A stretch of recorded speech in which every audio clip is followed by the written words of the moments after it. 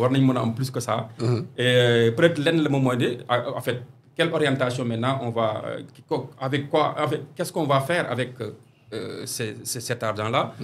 ba nga xam ne ñoom danañ ci gis seen bopp. dinañ ci ñëw mooy fi ñuy rediriger ces fonds là mais dinañ ñëw yaa ngi wax aussi le volet confiance. Confiance bi parce que c'est des investisseurs ñoo mobiliser fonds yi pour permettre au Sénégal ñu mobiliser 450 milliards dinañ ci ñëwaat Djibril mobilisation bi sa lecture lan la ci si jamono bi nga xam ne.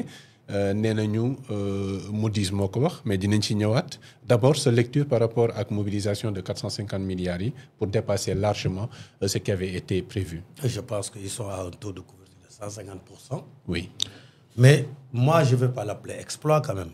Parce que, tu sais, en économie, quand tu acceptes certains taux... En wolof, s'il vous plaît. Tu vois le comme. Oui. Les capitaux, même dinaa ñëw ci affaire diaspora bond. Je pense qu'il ne s'agit pas de diaspora bond. C'est soit des BAT ou des OAT, des obligations assimilables du Trésor ou des bons assimilables du Trésor. Le Sénégal n'a pas un marché financier pour wax ne sama obligation nii lay tudd ak dale lay tudd. Quand tu fais appel à l'épargne, ça n'a rien à voir. Il y a un projet, Sonko a parlé, le PM, de diaspora bonne et autres, voilà. Mais du changer dara ci lu mu doon appel public à l'épargne. Justement, c'est ça. Les Européens, c'est sur leur marché qu'ils appellent toutes les obligations. Ñoom ñoo ko tuddee eurobond. Le Sénégal n'a pas cette capacité de dire sama. Est-ce que vous côté non amuñu ko. C'est-à-dire qu'on n'a pas de marché financier. Il y a des critères, des règles yuy régir loolu. Oui, ça c'est l'appel public à l'épargne quoi. C'est-à-dire, je veux dire, c'est une appellation. Tu peux peut-être essayer de mobiliser ton diaspora à répondre à tes appels publics à l'épargne. Ça, tu peux essayer de le faire. À la limite, je crois que le Sénégal peut aller plus loin que cela. Parce que le diaspora, est-ce que xam nañu réellement sa capacité de mobilisation? Parce qu'il contribue plus que l'aide au public, au développement. Plus de 2 milliards. Il contribue presque souvent à la consommation, à entretenir des familles. C'est quand Wade est venu qu'il a essayé même de mettre le fonds FAISE pour les pousser à investir dans l'habitat et autres. Et tu sais que le FAISE appuie beaucoup le diaspora. C'est l'État même qui appuie le diaspora. Donc aujourd'hui, je pense qu'il faudrait ñu xool seen structuration de revenu nu mu demee mooy seen revenu yan pàcc la am ndax mën nañ ca lekk.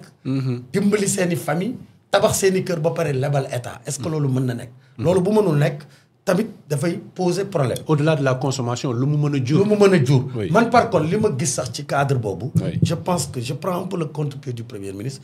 dañu war a créer une banque de développement. pousser diaspora bi jël le fonds FAISE là def ko capital. Mais muy participation état. La BNDE moom. oui moom non je sais la BNDE est là. mais mën nga jël tey fonds FAISE bi renforcer ko ci BNDE bi. tuddee ko une banque de développement ba pare woo diaspora bi ñu am ci plus d'action que l'État. parce que l'État n'a pas vocation de créer des banques. dal nañu fi xam ne lan la mujjee. AS bi état bi daf ko lebal ay nit tëdd ci. et en général ça c'est comme ça que ça fonctionne. donc pour autant. je dis 450 milliards. L'État avait prévu dans le cadre du budget 2025 de s'endetter à hauteur de 4500 milliards. Donc, c'est dans cette logique-là.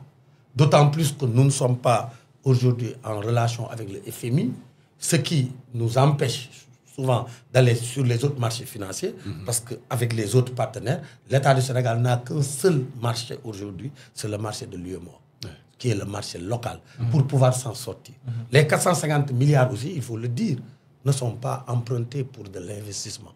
C'est des prêts à court terme, maximum 3 ans. Pour les dépenses courantes? C'est pour les dépenses courantes, sous le bouquet, sous les bouquets. C'est-à-dire le Sénégal, aujourd'hui, doit payer impérativement 932 milliards. De dette. 932 milliards de services de la dette. Je ne te parle pas de dette. Le Sénégal doit payer 900. Les intérêts man. war nañu fay intérêt rek waxuma la nga amel bor bi 932 milliards. Entre 2024 et maintenant, on l'a multiplié par 2,5. En 2023, le Sénégal, son service de la dette, li mu daan fay ci intérêt, mu ngi tolloon ci 319 milliards. Loolu la Sénégal fay.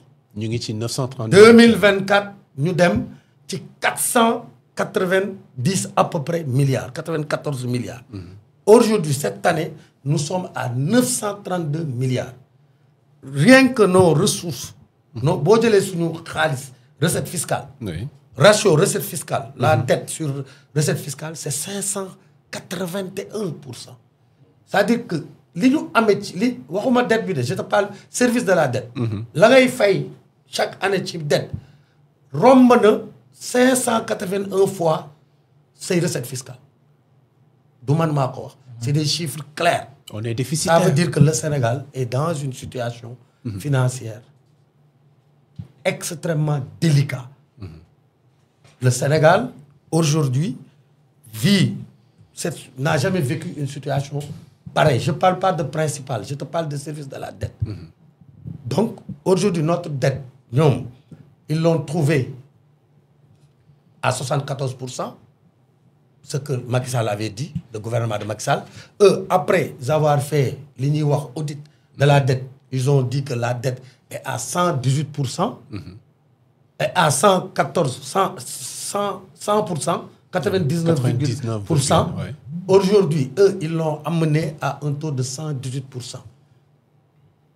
Plus de 10% du PIB. Eux.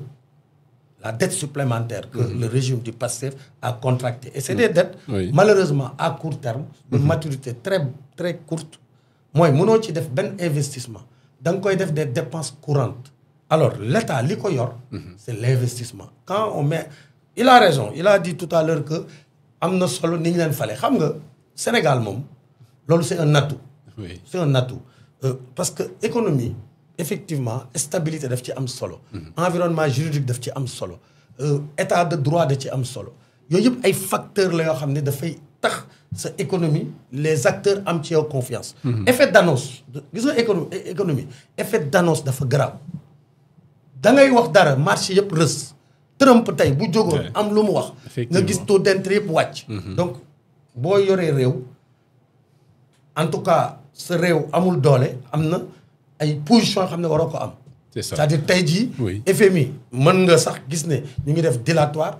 FMI day bëgg a wax dara Sénégal da ngay gis ne langage diplomatique lay wax ak Sénégal. FMI musul ñëw Sénégal génn ne le Sénégal n'a pas respecté ses engagements. Et pourtant plusieurs fois le Sénégal n'avait pas respecté ses engagements. D'ailleurs, nous félicitons le gouvernement, nous recommandons. Non, le FMI dit que Sénégal, bi nga xamné yow amo doolé moy borom yat nga borom yat du xex borom fétal yow yaay taxaw nan FMI diko il faut qu'on évite de faire le Zorro. C'est ça. Tu sais, les hommes d'État doivent rester dans un langage diplomatique. Du tax nga ñak fayda. Quand Zelensky a parlé avec Trump, Trump diko troxal, xam nga ne limu nek président américain rek tax. Ouais, c'est deux hommes qui sont face à face. Donc, réew bu ne dafa am loy peser sur le plan international. C'est ça. Tay bu Gaza ñëwé, Trump wëñaar loxo Israël Trump la. Donc, moy lima wax né aduna rapport de force le kenn mënu ko bañ. Donc, Sénégal na xamné nekkul en position de force mu tenir un langage en gardant sa dignité. Nous tous nous sommes dañu jappandu ci suñu dignité. Dañu gëm Sénégal, dañu gëm souveraineté.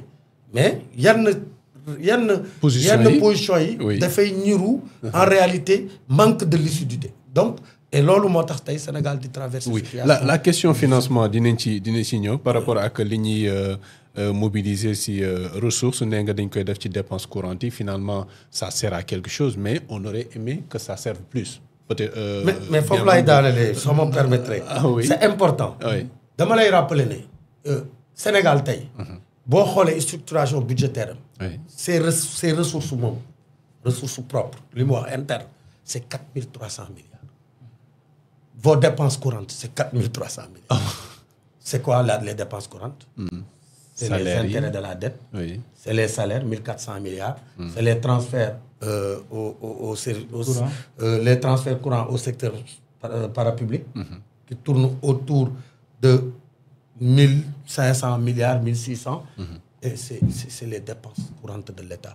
Donc ça veut dire que presque amulo ben marge de manœuvre, comme l'avait dit effectivement le président de la République. amuñu benn marge de manœuvre. dinañ ci ñëw peut-être li xewoon au forum fii Sénégal peut apporter quelque chose de plus Pathé mobilisation de 450 milliards yi lecture bi. waaw peut-être sama vis-à-vis indi nañ ci lu am solo. mais Jelaani benn jour mos naa la wax ne la appel public à l'épargne.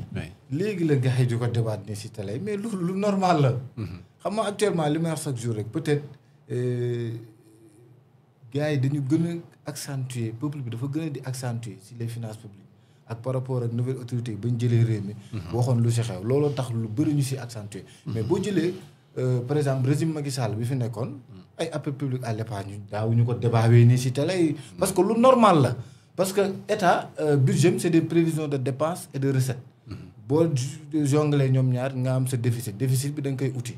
léegi doo koy uti nag da ngay def la planification. il y a du populisme dans la démarche. non même pas sax mais dama ne. c'est ça qui voilà comme ni ñu koy waxee. c'est la différence quoi.